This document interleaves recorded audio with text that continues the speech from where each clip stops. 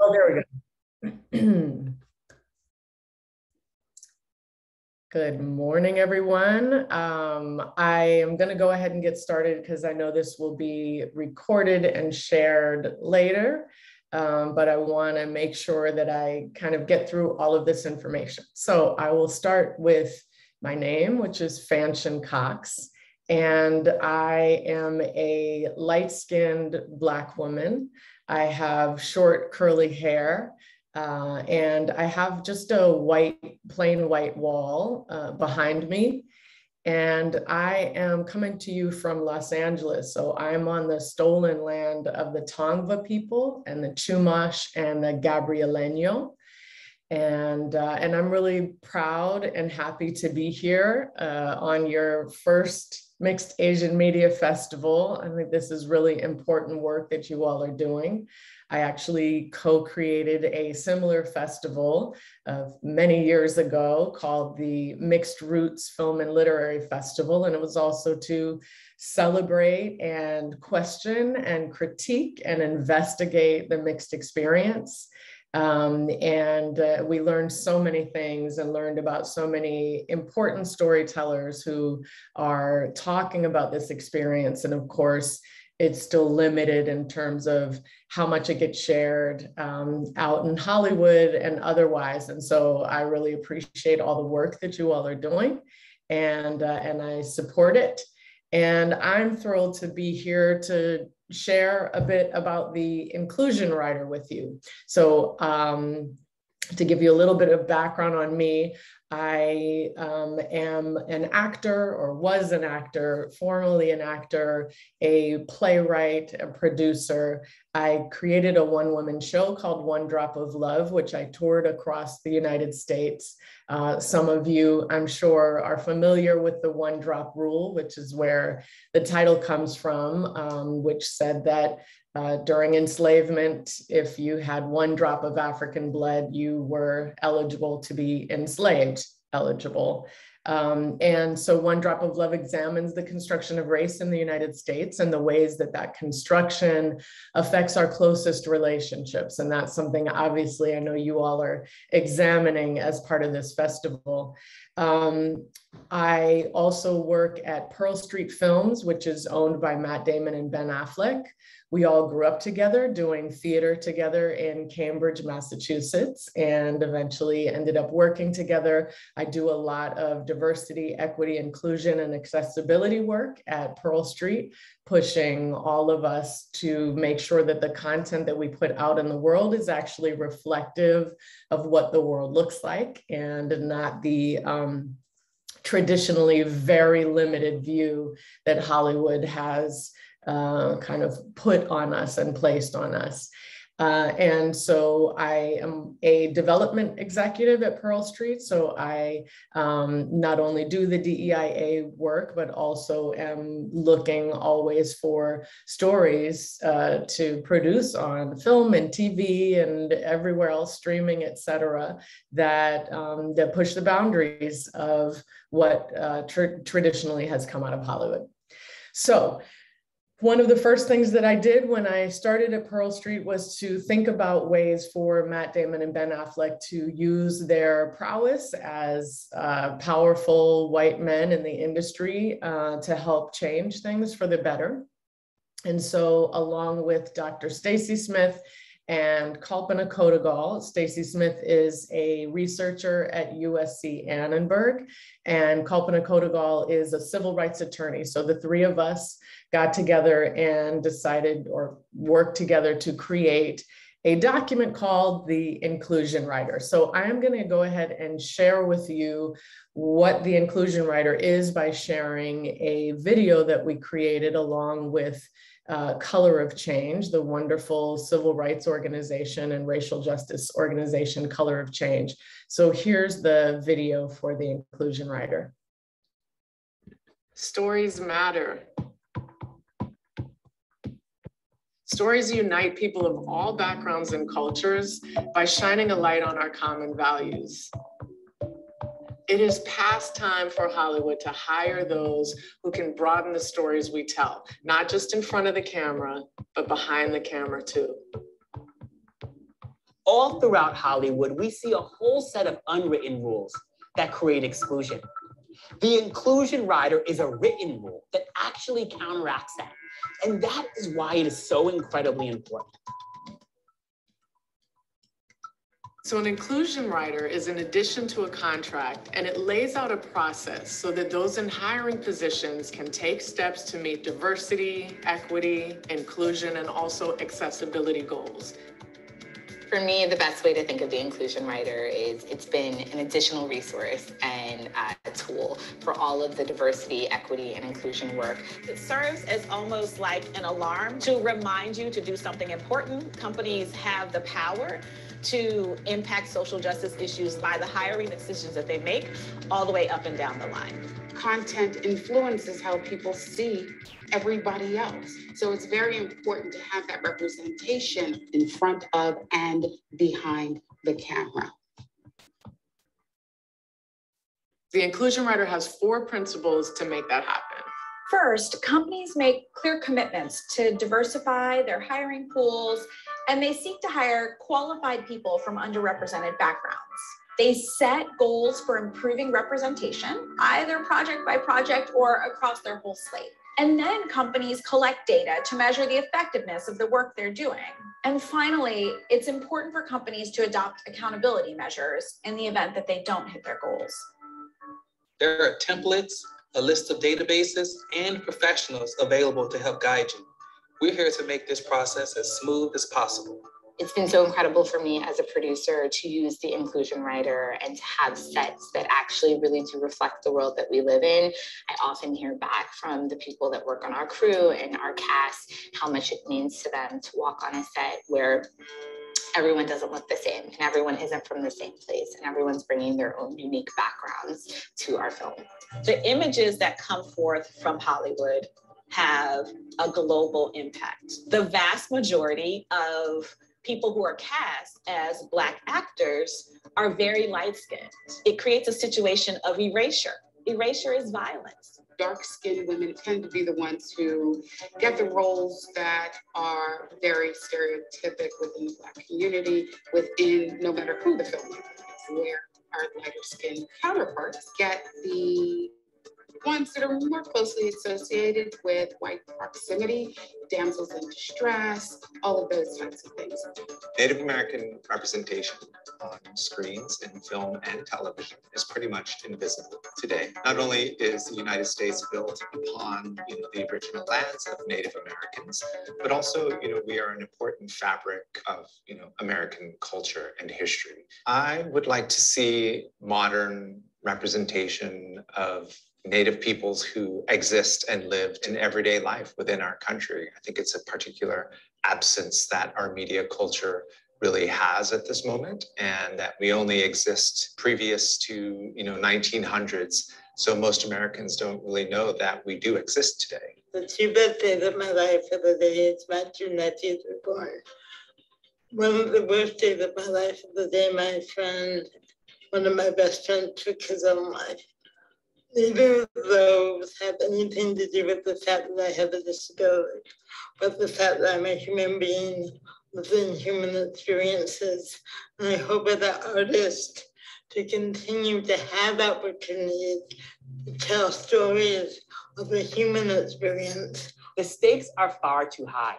As we think about everything that we are facing all around this country and all of the ways in which narratives and stories can drive real change, Hollywood has a role to play. We all benefit when we introduce fresh perspectives. Let's tell new stories and hold ourselves and each other accountable for creating real change.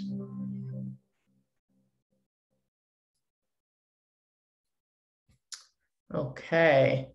So that is the explainer video that we created along with Color of Change, the civil rights organization, and also with Endeavor Content. So something I want you all to know as you navigate your way in the industry is that this is a document that has been adopted not just by individuals like Matt Damon, Ben Affleck, Michael B. Jordan, but also by companies themselves. So you saw Dr. Tasman Plater writer as one of the presenters in the video. He is head of human resources at Endeavor Content Studios. The entire studio has adopted the inclusion writer for use as they're hiring, both for productions as well as at the studio. And the same goes for AMC Studios. They have also signed on. And we've got lots of other smaller production companies, but mighty in and of themselves, like Culture House, like Portal A, who have also signed on. So if you have a production company, or if you're an actor and you're interested in bringing the inclusion writer into your negotiations, we have created this website, inclusionwriter.org, for you to be able to go and find all of the resources. I'm also available to you always to help you navigate this. So I want to tell you a little bit more about the inclusion writer. And you learned some of this from the video, but sometimes it's great to just have someone there to walk you through this. So these are the four here on the right side. These are the kind of four most important pieces of an inclusion writer. You might hear people saying, oh, we're using an inclusion writer, but really we have worked on this for over 5 years, both through the pushback we've gotten from the industry, as well as just learning lessons about being more inclusive. For example, as you saw in the video, starting to think about colorism. And I know in the Asian community, that's something that has not been talked about enough. And so that's an example of a way that we've evolved and improved the inclusion writer. We shored up our language around disability as well, which we hadn't had as strongly prior. So this is 5 years in the making, including negotiations on projects that Matt and Ben are involved with, and other actors and these production companies are involved with, and we're confident that this is what works. And it's a lot. So one of the things we recommend is that you bring the inclusion writer into negotiations as early as possible. If you're a storyteller, if you're a writer, you can bring this onto a project. So the four main parts of the inclusion writer begin with diversifying your hiring pool. So you deepen and diversify the hiring pool. So let's say you're on a production, let's say you're a writer and you bring this into a production company that's going to produce your work. The production company needs to begin by making sure that the hiring pool for every position, cast and crew, is broader than what they originally had planned. And we have some resources for how to do that, which I'll get into a little bit later. Once they have made sure that the pool that they're actually looking at to hire, that then they have to set specific benchmarks and targets. And that can be based on, for example, the location where you're filming. So for crew, you'll know what the demographics are in, let's say you're filming in Atlanta, a very popular place to film now. So you know the demographics of Atlanta. Then when you're setting your targets for hiring crew in Atlanta, you can be very clear and specific about how many crew members of color, how many women, and that is going to depend on what the demographics are in Atlanta.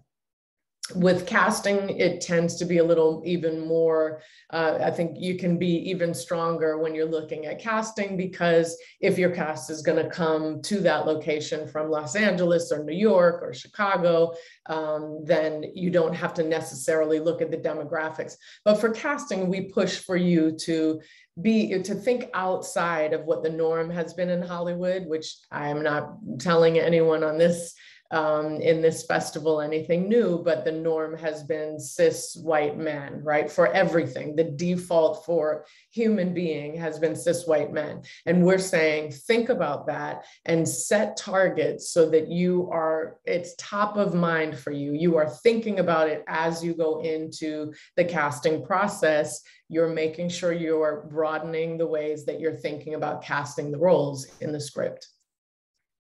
Next, we expect the production to actually collect data. And the first two pieces have been pretty easy to get, especially since The uprisings of last year, last summer, most production companies and studios are all on board now with diversifying the hiring pools and setting the targets and the benchmarks. The challenge comes with these second two pieces. So again, if someone tells you they're using an inclusion writer, but they're not using these next two pieces, it's not the inclusion writer. And we are confident that it is not going to have the success that using the full inclusion writer will have. So the third step is collecting data and reporting that data. So you are actually looking at the demographics of your crew and your cast as you're going along and hiring. I'm also, again, gonna share with you some resources because we get a lot of pushback on this one saying, how do we do that? How does this happen? And there are some wonderful resources already in existence. If you are a smaller production, this is something that is more challenging. We completely understand. And so in this case, these resources that I'll tell you about are even more important to you. And finally, you take that data collection that you've done, and at the end of production, once you've already done all of your hiring, maybe you've completed principal photography, or you're going into post, or you're moving towards the distribution phase, we want you to take a look at those numbers, be honest about where you fell short in those numbers, and then make a meaningful contribution back into organizations that exist that are here to uplift the pipeline of filmmakers. So let's say that you didn't end up, this is very common, you didn't end up hiring a person of color as your DP. And you said it was because, or the production company or studio said it was because we couldn't find any DPs of color that were available.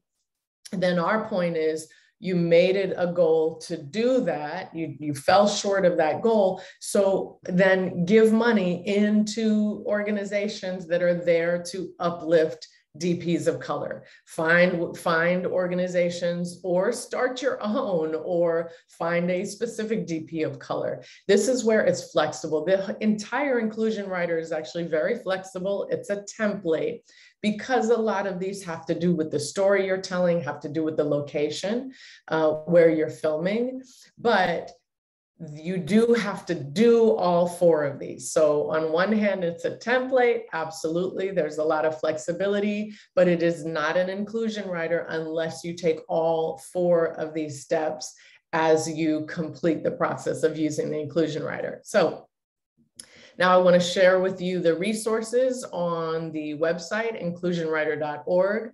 So first of all, we have two inclusion writers. The original inclusion writer was created for individuals. So that was individual actors to take into their negotiations. And honestly, in that case, it was for actors that had a lot of leverage. So this was A-listers. But the beautiful thing is, since we've put this information out, we've also had actors at all levels say, you know what? They're saying that we need to use cruelty-free makeup in our trailer. Why can't I also say that you have to use an inclusion writer to do your hiring on this project? So you as an individual have the power to, at the very least, bring up the inclusion writer. And I want to be clear, I'm not trying to sell you on the inclusion writer. I'm trying to say, look, we've been through this. Take it from me and Kalpana, we have been through 5 years of pushing this and getting it right, and responding to all of the reasons, and which I call excuses, that studios, et cetera, have had not to hire inclusively. We spent the time so that you don't have to. So if you're an individual at any level, you have this great opportunity right now to take this in and say, and you can, if you have an attorney, even better, have your attorney do it so that you're not putting yourself in any kind of risky position. If you're concerned about that, have your attorney take the inclusion writer in and say, my client wants to use this. You know, the beautiful thing is, again, because of the Hollywood's response to the uprisings last summer, we've never gotten a straight no. we've always gotten a yes, of course we care about this. And then we say, great, let's put it in writing and let's put it on this document. The challenge comes once we start to get into those, into the 4 steps, as I shared. But there's an individual version and there's a full company version. So there's the individual actor or producer or writer, whatever you are, where you have leverage and you can take this in.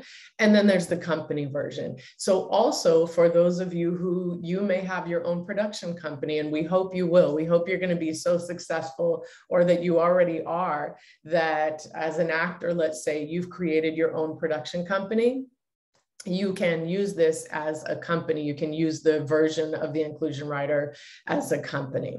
So I'm going to start with the individual one just because the company one is very similar. So this is the template. So you can download it right here on the website.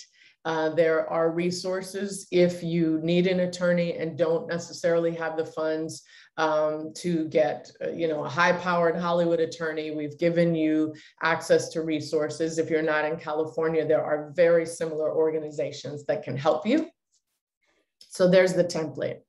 There's also this frequently asked questions. We guarantee you will get these questions, or your attorney will get these questions, and they are all answered in this FAQ. Again, this is 5 years worth of responding to these questions, responding to pushback, responding to hesitation, and all of these are here. I'll share one that we get a lot. Let's see. I can't find it right now, but I'll keep scrolling. A big question is this are these quotas? And quotas are illegal. And we say over and over again, and it's true that no, these are not quotas. Here we are. So if someone tells you that the inclusion rider is a quota system, it's not at all. So quotas say you have to hire, X number of Asian people on your film. We don't say that. We say we would like you to make an effort to consider X number of qualified, and this is an important distinction, qualified Asian people for your project. This is what makes this an inclusion rider and not quotas, is that we're talking about qualified people, as you all are, and we're talking about consideration for hiring. We're not saying you have to, we're saying you are agreeing to consider hiring these people. So these FAQs answer everything, but if you come up with more, feel free to reach out and let us know, because we are always happy to add FAQs to the list so that we don't have to keep answering the same things over and over. And then here's the hiring resources list. I hope that if you all have more hiring resources, you will send it in to us, because we would love to add it. But these are all hiring resources for the industry. So when producers or studios come back to us and say, we can't find anyone to hire, we just hand them this link and say, go through this entire link before you say that. Maybe you are still going to have a hard time. Like I said, DPs are a perfect example of one where we don't have a specific list. Then help them create lists, help them find ways to make sure that they are building up the database and the pool of DPs to hire. There are writers here, executives, alternatives. And more. So you can see all in this table of contents, all these options for hiring people. I also want to point out these companies for data collection and analysis. So especially if you are a smaller production company, you should reach out to these places that can help you with your data collection on your project. You don't have to do this alone. There are companies out here, and I especially want to tell you about this one, Groovy. And again, there's no ads here. No, I'm not getting any money for any of this, y'all know. But Groovy is this incredible resource. And if you don't know it, you are in production in any way, you should be on the Cruvy database. Cruvy is this wonderful database for crew hiring. By the way, it is owned and operated by women, and including women of color. So especially on the tech end, the women, these are some badass women of color that run this website. So Cruvy is a site where crew members can go on and you sign up and you make sure you are in the database. And also, when I'm producing a project, I can go into Cruvy, create my project in Cruvy, and each time I make a hire for my project, it goes into a spreadsheet in Cruvy and lets me know how I'm doing on my targets and benchmarks. And Cruvy, y'all, costs pretty much nothing.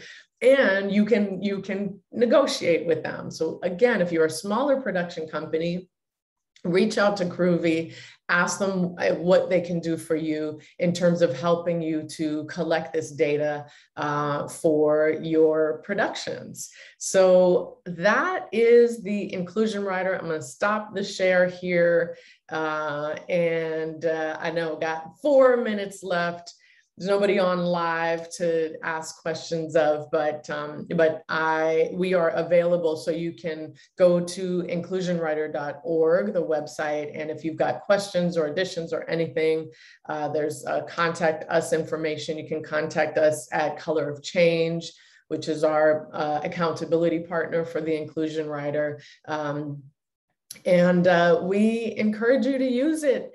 It is one more tool. Ultimately, listen, all of us want to be in the position of not having to ask this. Trust me, I'm sure very similar to you all, which is I want to spend my days creating instead of trying to, push the industry to do better. But at the moment, I'm splitting the two and working towards making sure that the stories that come out of Hollywood and anywhere really are more reflective of you and what the world looks like. So thank you for listening to this. Thank you for taking a look at the Inclusion Writer website. Thank you for all the work you all are doing, and have a wonderful rest of your festival.